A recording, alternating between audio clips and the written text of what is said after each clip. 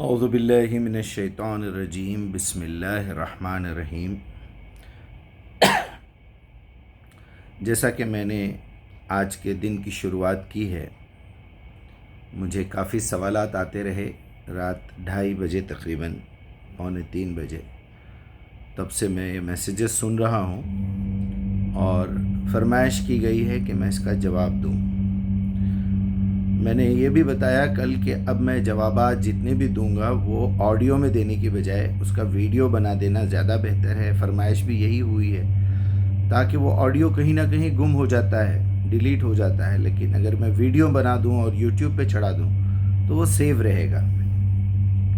چلیے، ایک سوال آیا ہے کہ اب تک تو مولانا مودودی کی بات ہوتے رہی، اب چونکہ فرقے بن گئے ہیں، لوگوں نے اپنی دکان چلانی ہے، اپنے فرقے کا ایڈورٹائزمنٹ کرنا ہے، تو ظاہر بات ہے جو آدمی سچائی سے کام کر رہا ہو اس کے خلاف بولنا ضروری ہے۔ ان کا یہ جب تک سچائی کے خلاف نہیں بولیں گے ان کی بات کوئی سننے والا نہیں ملے گا، یہ بدنام کر دیں گے آپ کو۔ کبھی آپ کا نام اہل قرآن رکھ دیں گے، کبھی آپ کو بولیں گے یہ وحدت الوجود کے قائل تھے، ہیں بھی ایسے لوگ، نہیں بول کے نہیں۔ کبھی یہ کہیں گے کہ یہ گمراہ ہیں، کبھی یہ کہیں گے کہ انہوں نے جھوٹی حدیثیں کلیکٹ کی ہیں، یہ بھی موجود ہے۔ یعنی کوئی نہ کوئی ایک ایسا شوشہ چھوڑ دیں گے۔ انجینئر محمد علی کے بارے میں بڑے خوش تھے کچھ فرقے، جیسا ہی ان کی دکھتی رکھ پہ اس نے ہاتھ رکھا اور وہاں سے بدل گئے، بولے نہیں یہ تو بندہ شیعوں کا لگ رہا ہے، اس نے جو شیعوں کی تائید کی ہے، انہیں فلاں کو فلاں کہا ہے، اب اس کو ریجیکٹ کر دو بس۔ ڈاکٹر ذاکر نائک نے ایک تقریر میں ایسا کچھ معاویہ رضی اللہ عنہ کہیں کہہ دیا تو بس پورے کے پورے شیعہ خلاف ہو گئے۔ پھر پتہ نہیں اور بھی کچھ ہوا۔ مطلب یہ ہے کہ اپنی دکان چلانے کے لیے، اپنا دھندا چلانے کے لیے اچھی چیز کو کنڈم کرنا، اپنے چپس بیچنے کے لیے اوریجنل آلو کو مارکیٹ سے اٹھا دینا، مارکیٹ سے غائب کر دینا اور اس میں کچرا ملا کے بیچنا۔ پیکٹ اچھی ہونا چاہیے۔ اب یہ پیکٹ بھی بڑی زبردست ہے۔ اب ان کا ذرا سنیے کہ کوئی آدمی قرآن کا ترجمہ ڈائریکٹ نہ پڑھے، استاد کو سامنے رکھ کے پڑھے۔ تو میں یہ پوچھتا ہوں کہ یہ استاد کیسے بنا جاتا ہے؟ میں بھی استاد بننا چاہ رہا ہوں، تو میں آپ کے مدرسے میں پڑھوں گا تو استاد بنوں گا، نہیں تو نہیں۔ پھر گھوم پھر کے ویسے سوال آ رہا ہے آپ کا مدرسہ قائم کب ہوا تھا؟ اس مدرسے میں صرف دیواریں تھی یا لائبریری میں کچھ کتابیں بھی تھی؟ کچھ سلیبس بھی تیار کیا گیا تھا؟ وہ سلیبس لکھنے والا کون تھا؟ وہ کس مدرسے سے فارغ تھا؟ اگر پہلی مرتبہ مدرسہ کھل رہا ہو، کوئی آ کے ریپیئرنگ کر رہا ہو دیوار کی تو ٹھیک ہے، لیکن پہلی بار دیوار کس نے اٹھائی؟ پہلی بار میجرمنٹ کس نے لیا؟ وہ بھی تو انسان تھا۔ اس نے کہاں سے علم حاصل کیا جس کی لکھی ہوئی کتاب پڑھ کے آپ اپنے آپ کو عالم سمجھ رہے ہیں؟ اور آپ کے پاس ایسی کون سی اتھارٹی ہے کہ صحیح اور غلط کا فیصلہ آپ اپنی بنیاد پہ، اپنے عقیدے کی بنیاد پہ، اپنے نہج کی بنیاد پہ، منہج کی بنیاد پہ جو ہے آپ کر رہے ہیں؟ آپ کے پاس کہاں سے آیا سرٹیفکیٹ؟ ہاں، اگر آپ کے پاس نالج ہے، آپ کے پاس لینگویج ہے، آپ کے پاس قرآن کی دلیل ہے، آپ کے پاس اگر عقل کی دلیل ہے تو ثابت کیجئے۔ یہ اس طرح بیٹھ کے باتیں کرنا، بھونکنا، چیخنا، پکارنا، اس سے جو ہے شور و غل کرنے سے سچائی بدل نہیں جاتی۔ کہہ رہا ہے شور دریا سے سمندر کا سکون۔ جو شور دریا ہے ہوتا ہے، چھوٹے موٹے دریا چلاتے ہیں، چیختے ہیں، بڑا آوازیں آتی ہیں ان کی، پانی کی بہت آواز آتی ہے دریا میں۔ کہہ رہا ہے شور دریا سے سمندر کا سکون، جس میں جتنا ظرف ہے اتنا ہی وہ خاموش ہے۔ چلیے اب یہ شور بھی سن لیتے ہیں۔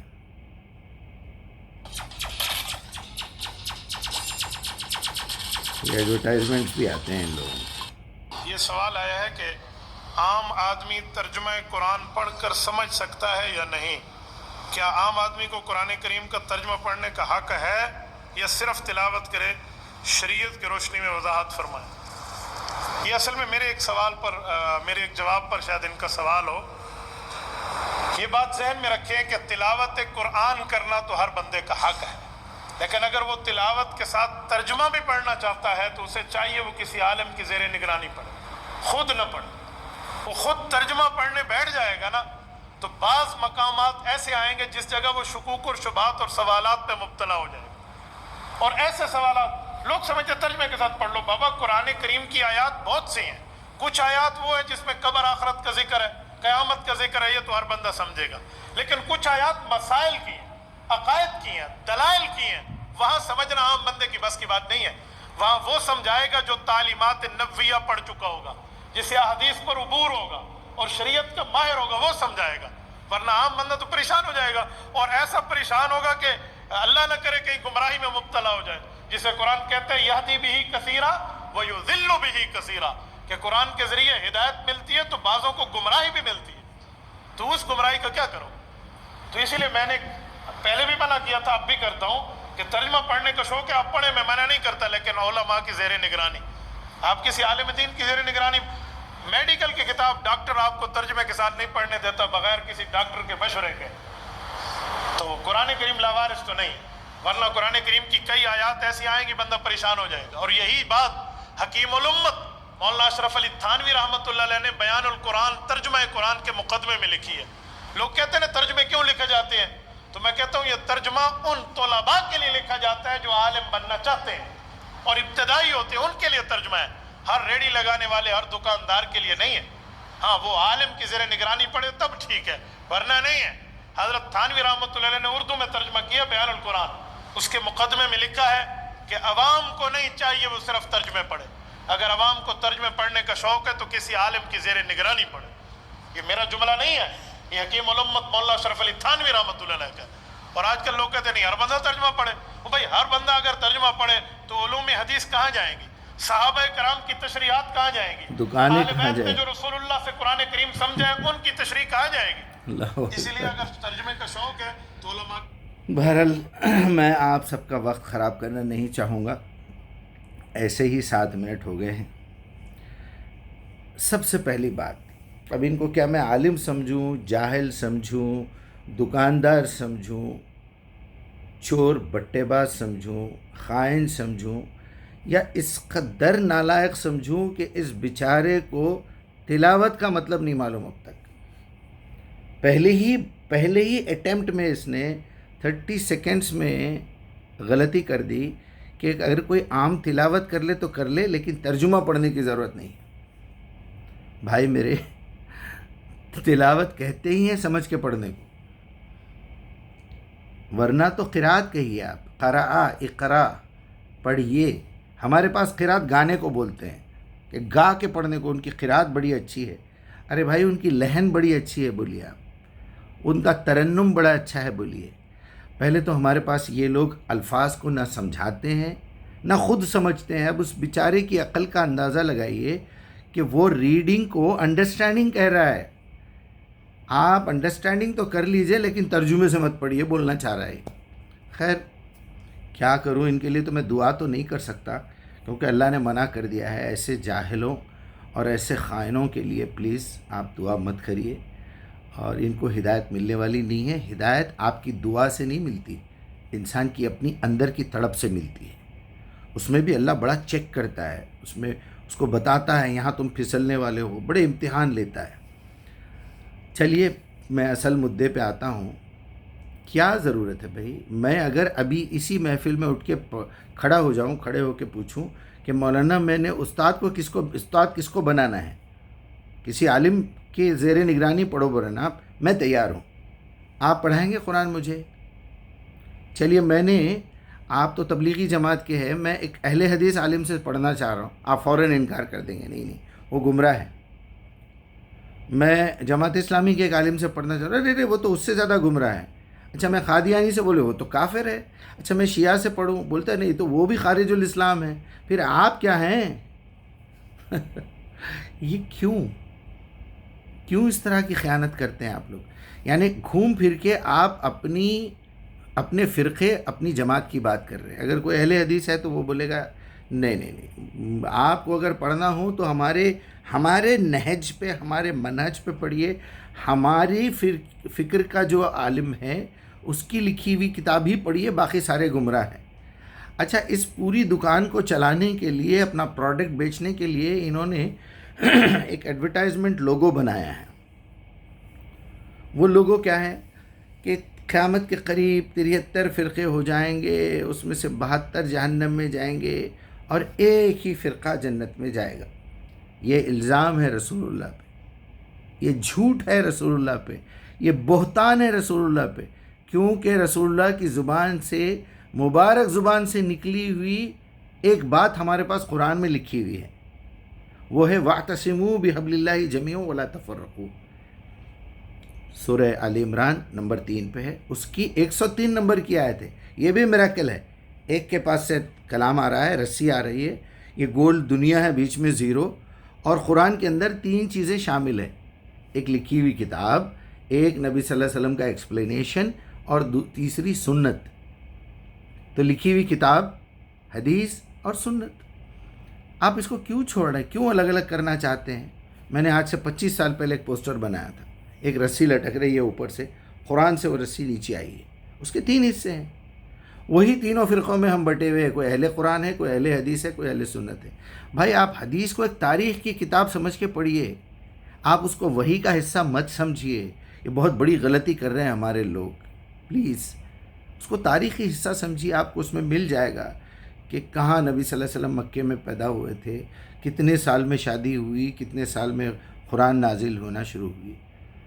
کسی بات میں نبی صلی اللہ علیہ وسلم نے اگر کوئی دعائیں سکھائی ہیں، وہ قرآن کا ایکسپلینیشن ہے کہ یا رسول اللہ میں ایک جنگلی آدمی ہوں، بدو ہوں، وہاں سے آیا ہوا ہوں، مجھے ذرا سمجھائیے کہ ربنا لا تزغ قلوبنا بعد اذ ہدیتنا وہب لنا من لدنک رحمہ انک انت الوہاب۔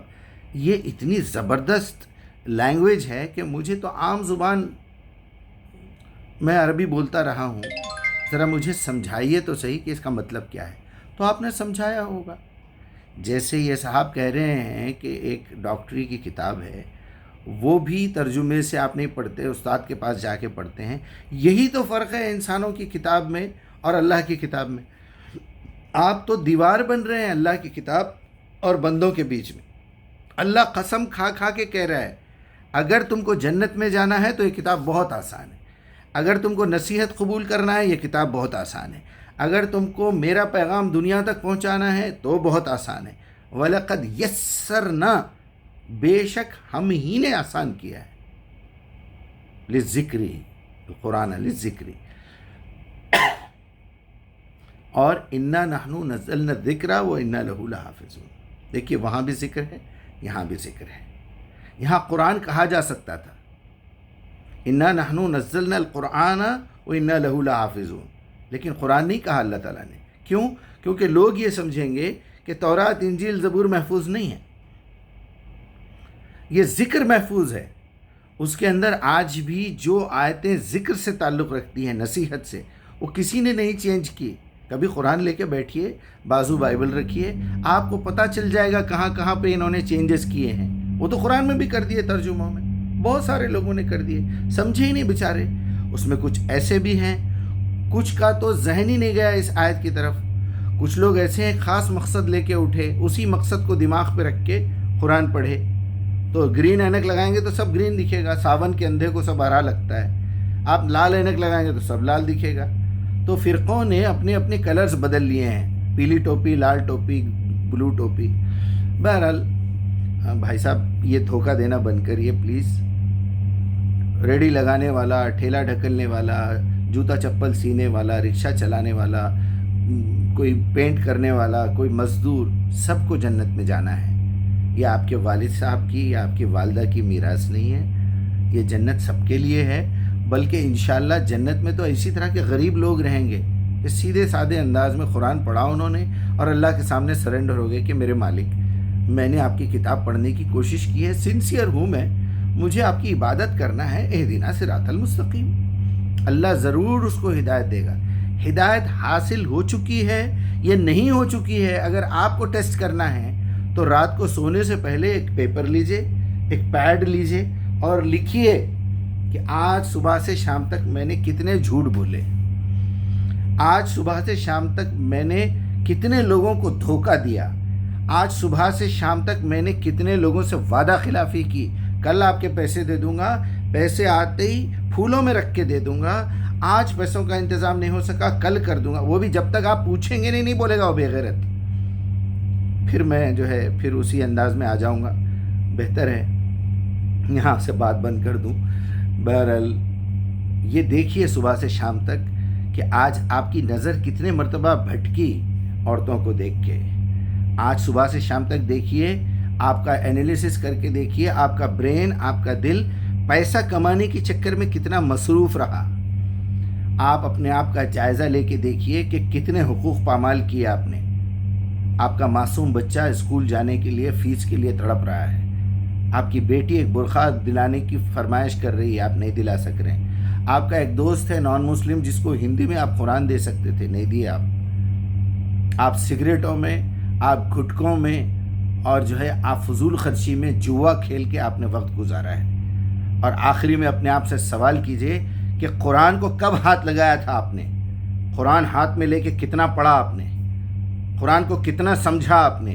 قرآن پہ غور و فکر کتنا کیا آپ نے؟ آج کیا عزم لے کے آپ سوئے ہیں کہ یا اللہ میں کل سے جھوٹ نہیں بولوں گا، یا اللہ میں کل سے کسی کو وعدہ خلافی دھوکہ نہیں دوں گا، میں کل سے یہ پیسے کا لالچ دل سے نکال دوں گا، میری زندگی، میرا وقت، میری سوچ، میری صلاحیتیں اللہ کے دین کو دنیا تک پہنچانے کے لیے، قرآن کو پہنچانے کے لیے اللہ نے دی ہیں، اس کا میں غلط استعمال کر رہا ہوں۔ کبھی ایسا کیا آپ نے؟ نہیں کیا تو سمجھ لیجئے آپ سے بڑا گمراہ کوئی نہیں ہے۔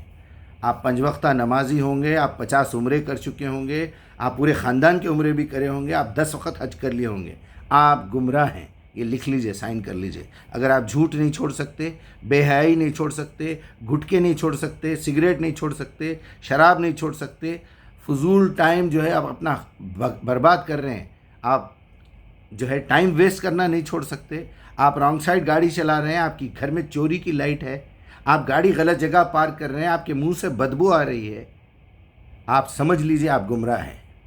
میں کیا بتاؤں اور آپ سے کیا بتاؤں، کتنا سمجھاؤں؟ یہ اس طرح کی باتیں کرتے ہیں کہ قرآن نہیں پڑھ سکتے، آپ دشمن ہیں قرآن کے۔ آپ اپنے فرقے کی بات کر رہے ہیں، آپ صرف اشرف علی تھانوی کی بات کر رہے ہیں۔ حکیم الامت نے یہ کہا، فلاں نے یہ کہا۔ کیوں بھائی؟ حکیم الامت کی غلطیاں نکال کے بتاؤں میں؟ انجینئر محمد علی نے تو پوسٹ مارٹم کر دیا اشرف علی تھانوی کا، وہ بھی بیچارہ شدت میں مبتلا ہے۔ جس دن میری بات چیت ہوئی میں نے سمجھایا کہ بھائی دیکھو اس طرح مت کرو، کامنٹس کیا، ان کو لکھ کے بھیجا کہ آپ قرآن پہ کام کرو، اچھا بولتے ہو، بولنے کی صلاحیت اچھی ہے، میموری اچھی ہے آپ کی، اس طرح سے مت کرو۔ اللہ نے بس یہ ایک ہی کام دیا ہے کہ قرآن سے لوگوں کو محبت دلا دو، قرآن کی جو ہے دعوت دو، قرآن کا پرچار کرو، ذکر بالقرآن من یخاف وعید۔ چلیے اللہ رحم کرے۔